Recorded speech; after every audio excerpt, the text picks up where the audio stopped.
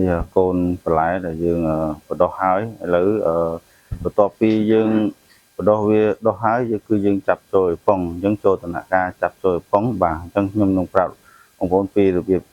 ចាប់កូនបន្លែទូចៗចូលឲ្យប៉ុងបាទដំបូងគឺយើងមានអេប៉ុងមួយហ្នឹងមកបាទអេប៉ុងហ្នឹងបាទនេះជាអេប៉ុងបាទបន្ទាប់មកយើងហែកវាមកហែកវាគឺដើម្បីងាយស្រួលក្នុងការចាប់កូនឲ្យបានលឿនតែបងប្អូនមិនហែកទេក៏មិនអីដែរបាទគឺសម្រាប់ខ្ញុំគឺខ្ញុំហែកដើម្បីឲ្យងាយស្រួលក្នុងការចាប់កូនបាទគឺយើងហែកបែបនេះមកបាទហ្នឹងយើងហែកអញ្ចឹងដើម្បីស្រួលហែកដាក់កូនបាទយើងនេះបន្ទាប់មកគឺយើងអាចចាប់កូនបានដែរបាទបន្ទាប់ហែកមកយើងជលក់ទឹកវាបន្តិចមក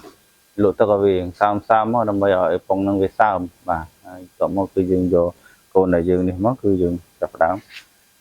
ចាប់ចូលប៉ុងបាទវាចាប់គឺអត់ពិបាកទេបងប្អូនគឺយើងដកកូនបន្លែយើងមកដកកូនបន្លែមកហើយយើងដាក់ចូលមកហើយដាក់វាឲ្យជ្រៅឲ្យហើយព្រោះអីអានេះវាចង់ហួសអាយុហើយវាសឹមមិញមិនចាប់មកស្អាតតែនេះវាវែងណាវិញយើងចាប់វាត្រឹមនេះមកបាទចាប់វាដល់ក្បាលត្រឹមហ្នឹងមកបាទវាចាប់គឺគេចាប់បែបហ្នឹងហើយក្នុងថាសហ្នឹងគឺយើងបន្ថែមទឹកវាបន្តិចដើម្បីឲ្យ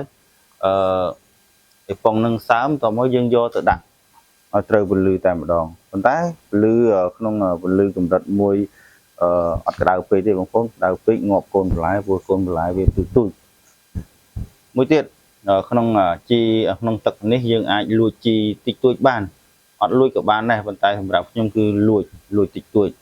បាទលួចតិចតួចដើម្បីឲ្យកូនបន្លែដែលយើងទើបនឹងចាប់ហ្នឹងគឺវាឆាប់ដុះឫសបានល្អបាទអរគុណច្រើនបងប្អូននេះជាដំណាក់កាលចាប់កូនចូលប៉ុងបាទហើយខ្ញុំនឹងមានវីដេអូបន្ទាប់ទៀតគឺបង្ហាញបងប្អូនបាទរងចាំទស្សនាទាំងអស់គ្នាបាទអរគុណច្រើន